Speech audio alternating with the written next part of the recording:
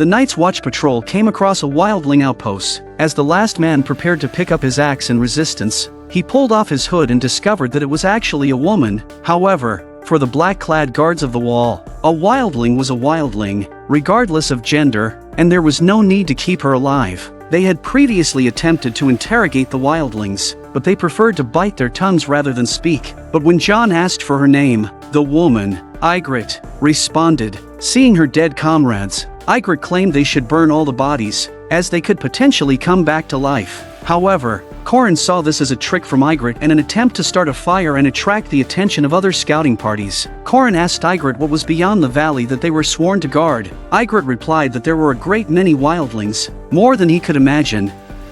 Do you know who I am, girl? Qhorin happened. If your people captured me, will they take me prisoner? They'd take your head off your shoulders if they was feeling kind. If not, they'd kill you slow. However, Qhorin couldn't understand why they would gather and patrol. What reason would bring all the wildlings together? Frustrated by her inability to provide an answer, Qhorin ordered Jon to deal with her, as she might bring the wildlings back if left alive. After the others left, Ygritte requested to be set free, claiming she would take Jon to meet their leader, and the black-clad men wouldn't be able to catch them. Jon, who had never killed anyone before, ultimately couldn't bring himself to do it. Strike hard and true, Jon Snow. Do it.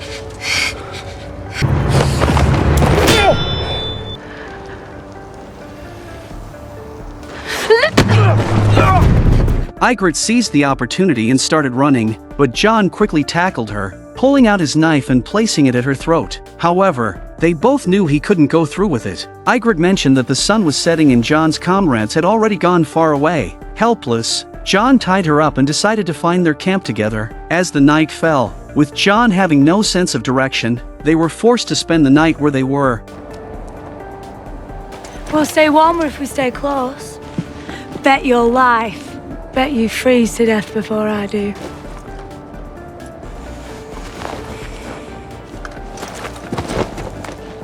You swore some stupid oath and now you can never touch a girl. So instead of getting naked with a girl, you'd prefer to invade our lands. Invade your lands? They're not your lands!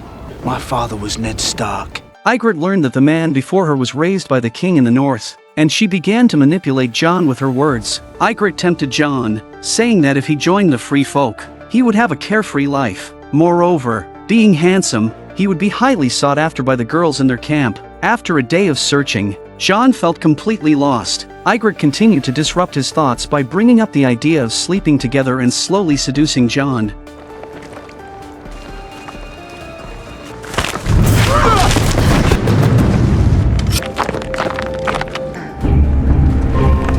Should have took me while you had the chance.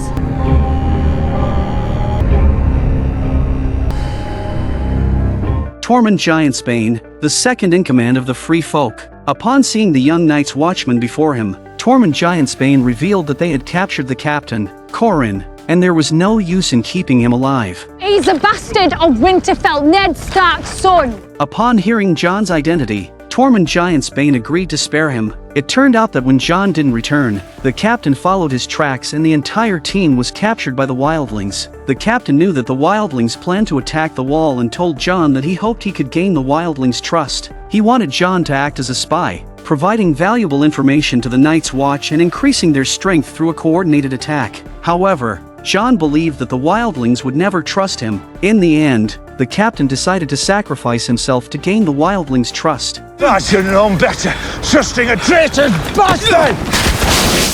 It had been 2 days since the patrol had been seen, and the brothers who had set up camp were worried. At that moment, Gren discovered a bag of dragonglass left behind by the Night's Watch long ago while setting up camp. Sam had read about dragonglass in the books of the Citadel and knew it could kill White Walkers. As they were about to reach the main camp, Captain Qhorin snatched the guard's sword and began provoking Jon. Qhorin knew that even if they reached the wildling camp, Let him fight!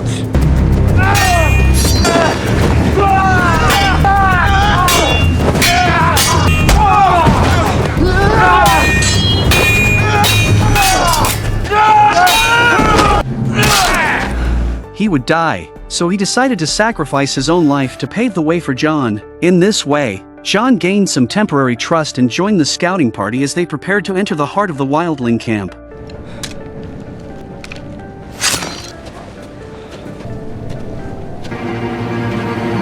Time to meet the king beyond the wall.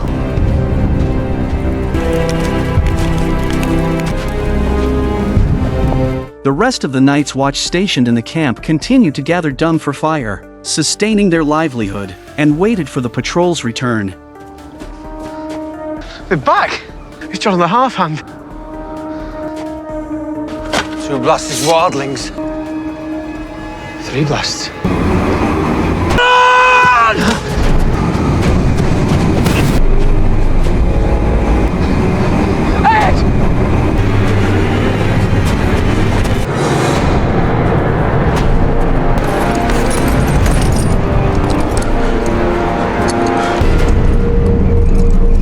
As the horse-riding leader observed Sam, who was filled with fear and offered no resistance, he didn't attack him. It was like the first time a Night's Watchman was set free. The reason the White Walkers always spared some survivors was to deliver a message, to declare their authority and intimidate humanity. They wanted to gather everyone together and eradicate them completely, preventing the 7 kingdoms from being scattered. It also demonstrated the White Walkers' arrogant determination to breach the wall and establish their rule over humanity. Ghost, who had been hiding in the shadows, pounced on a White Walker, and the Lord Commander led the others back to save Sam. The Lord Commander instructed Sam to deliver a message to the 7 kingdoms and issued a warning that the White Walker army was marching towards humanity. However, the frightened Sam failed to send out the message. The Lord Commander had no choice but to lead everyone on foot back to the wall. In the Wildling camp of tens of thousands, Jon encountered giants for the first time, as the legendary creatures were not fond of living in groups. Ygritte explained that it was their leader,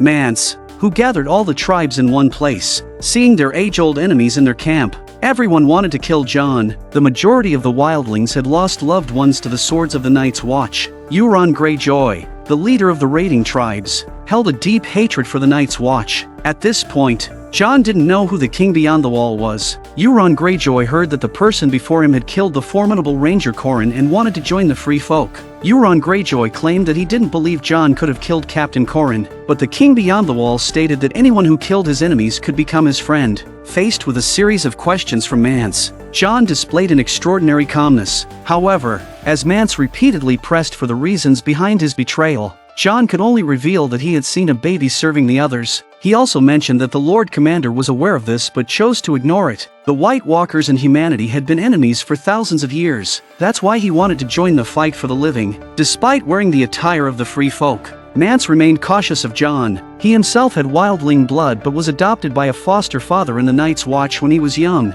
However, he had faced discrimination from the Night's Watch and ultimately left the wall to return to the Free Folk. After years of efforts, he managed to unite 90 tribes, persuading even the cannibals and the giants. Everyone had to come together and cross the wall to the south. Otherwise, they would all perish there. The others had already foreseen the impending disaster. The others, who could observe through the eyes of animals, had a special ability within the tribe. Through the eyes of a hawk, they had witnessed the Night's Watch brothers lying dead all over the place after their defeat by the White Walkers, an occurrence unseen for thousands of years. Hey.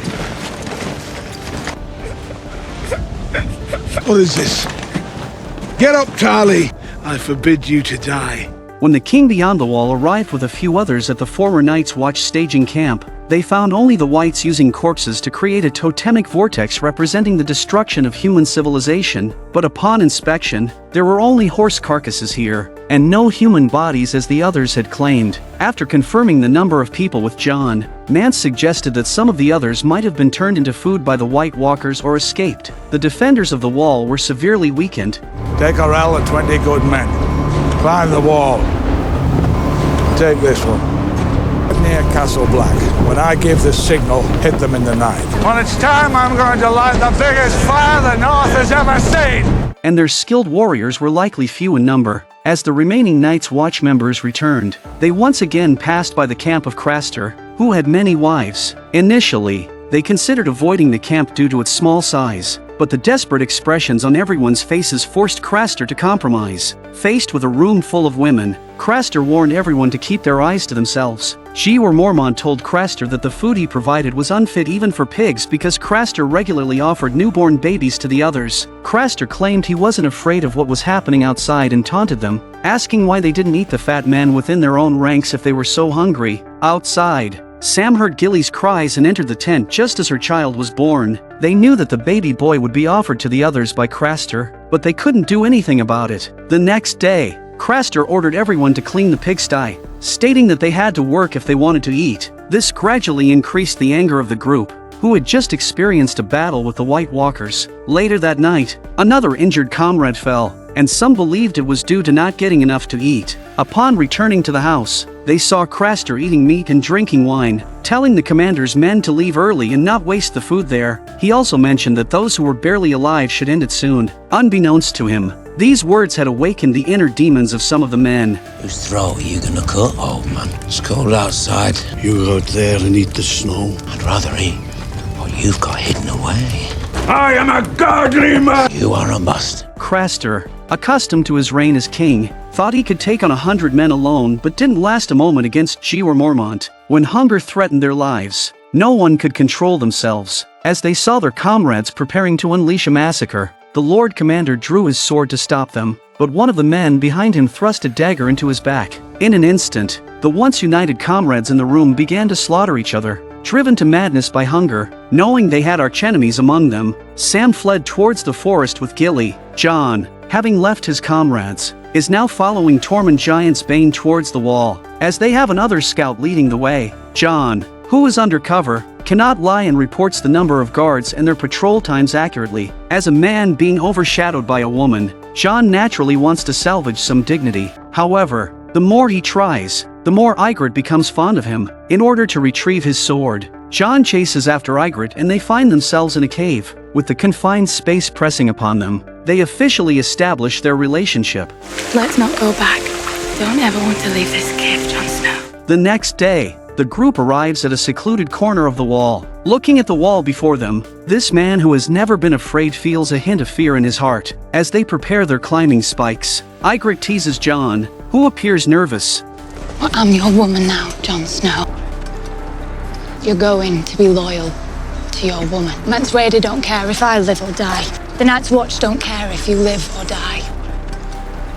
That matters to me and you. Seeing this affectionate woman before him, John, who is undercover, starts to waver. At this moment, Tormund Giantsbane comes over to offer some final advice. When they reach the middle of the climb, the surface ice suddenly begins to crack and half of the group instantly collapses. Tormund Giantsbane, leading the way, and 3 others attached to the safety rope are left hanging in midair. Despite Tormund Giantsbane's extraordinary strength, he cannot hold onto all 3 people at once. In a life-or-death situation on the perilous 90-degree cliff of the wall, due to the ice breaking, 4 people are left hanging on one rope, with 3 of them suspended in the air. To save themselves, the others have no choice but to let go of the 2 people below.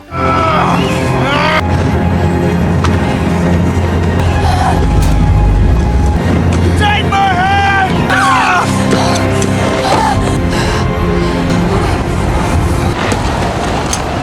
In the end, all 4 of them reach the top of the wall, witnessing the afterglow of the passing storm shining upon the wall that they have just experienced life and death on. Their shared experience becomes unforgettable. There is still a journey from the wall to Castle Black. Having gone through such an experience, their bond grows stronger. Jon tells Ygritte about the wars of the Southerners, but Ygritte insists that freedom is the ultimate victory. Deep down, Jon understands that the mission he carries is much bigger than personal feelings and responsibilities. This opportunity to lure the enemy was obtained through the sacrifice of their leader, Corin's life. Seeing the bright future that Ygritte envisions, and knowing that she is destined to conquer the South, Jon doesn't want to involve her in the war. You don't have the training. Your army is no army. If you attack the wall, you'll die. If we die, we die. On the other side, Sam, in order to return to the wall as quickly as possible, travels through the night with Gilly and her child. However, They encounter another commander in the woods. As the commander approaches the child because it is a boy, Sam realizes that his sword is useless and instead takes out the dragon glass he had obtained from the camp and thrusts it at the other commander.